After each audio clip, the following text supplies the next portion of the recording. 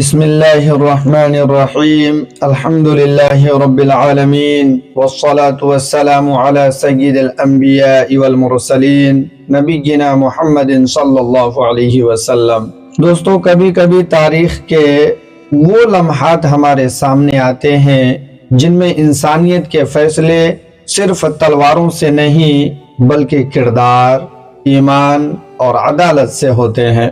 یہ وہ دن تھا جب مدینے کی گلیاں خاموش تھیں مگر آسمان پر فیصلہ ہو چکا تھا۔ دوستو، آج ہم آپ کے لیے وہ واقعہ لے کر آئے ہیں جس نے دنیا کو عدل کا اصل معنی سمجھایا۔ غزوہ بنو قریظہ کی مکمل داستان، ایک ایسی کہانی جو صرف جنگ نہیں، ایمان، وفا اور غداری کی آخری حدوں کا بیان ہے۔ غزوہ بنو قریظہ وہ فیصلہ جو 7 آسمانوں پر لکھا گیا تھا۔ مدینے کی شام خاموشی میں جو کچھ کہہ رہی تھی، خندق کی جنگ ابھی ختم ہی ہوئی تھی، مدینہ منورہ کی ہواؤں میں تھکن تھی لیکن ساتھ ایک سکون بھی تھا، وہ سکون جو انسان موت کے خوف کے بعد پاتا ہے۔ ہر طرف مٹی، گرد، ٹوٹے ہوئے ہتھیار اور تھکے قدم، لیکن دلوں میں روشنی تھی۔ رسول اللہ صلی اللہ علیہ وسلم کے جانثار کئی دنوں سے خندق میں ڈٹے رہے۔ سورج ڈھل رہا تھا،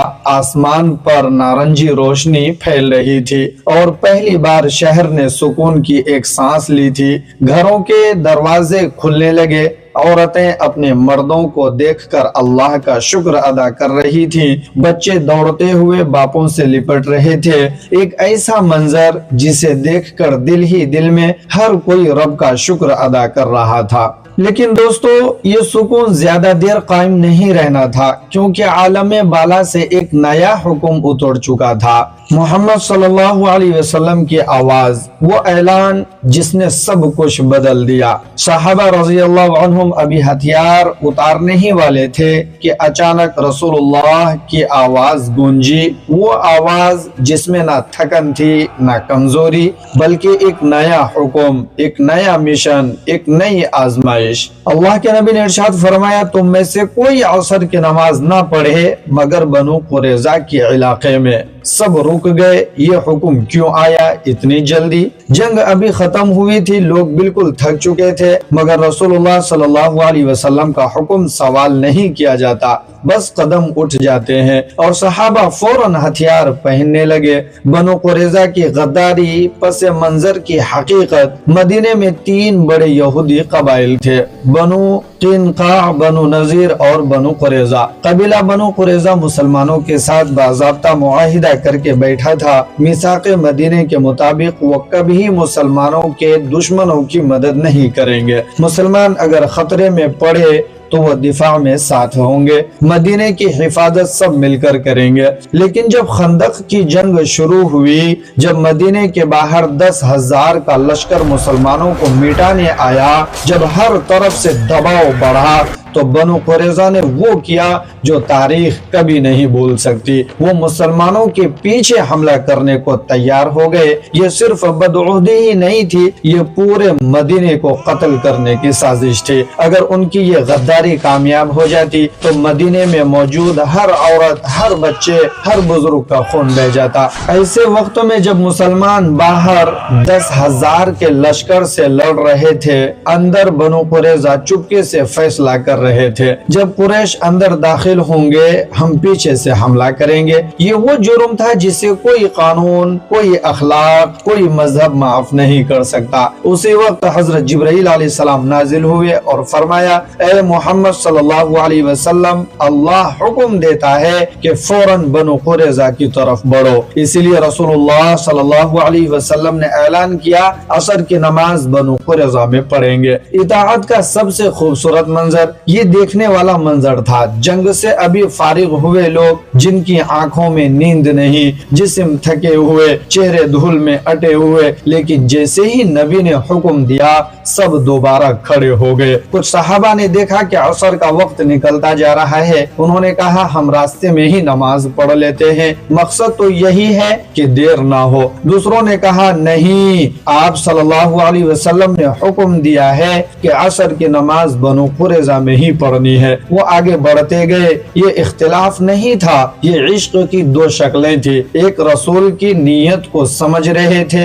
ایک رسول کے لفظ کو مضبوطی سے پکڑے ہوئے تھے، اور دونوں کو نبی صلی اللہ علیہ وسلم نے بعد میں درست قرار دیا۔ بنو قریظہ کا قلعہ خوف، گھبراہٹ اور کمزوری۔ جب مسلمان قلعے کے قریب پہنچے، بنو قریظہ کے لوگ دیواروں پر چڑھ کر باہر دیکھنے لگے۔ ان کے چہروں پر خوف پھیل چکا تھا، وہ جان گئے تھے کہ وہ پکڑے جا چکے ہیں۔ انہوں نے آپ صلی اللہ علیہ وسلم کو دیکھ کر طنزیہ جملے بھی کہے، گالیاں دی، لیکن مسلمانوں نے کوئی جواب نہ دیا۔ یہ جنگ انا کی نہیں تھی، یہ انصاف قائم کرنے کی جنگ تھی۔ 25 دن کا محاصرہ، اندر کی چیخیں، مسلمانوں نے قلعے کا مکمل محاصرہ کر لیا۔ 25 دن تک محاصرہ کیا، دن گزرتے گئے، اندازہ لگائیں پانی کم ہوتا جا رہا تھا، کھانا ختم ہو رہا تھا، بچے پیاس سے رو رہے تھے، اندر خوف کا طوفان پھیل رہا تھا۔ ہر رات قلعے کے اندر شور سنائی دیتی تھی، چلانے کی آوازیں آتی تھی، ڈرتے ہوئے سرداروں کے فیصلے، کوئی کہتا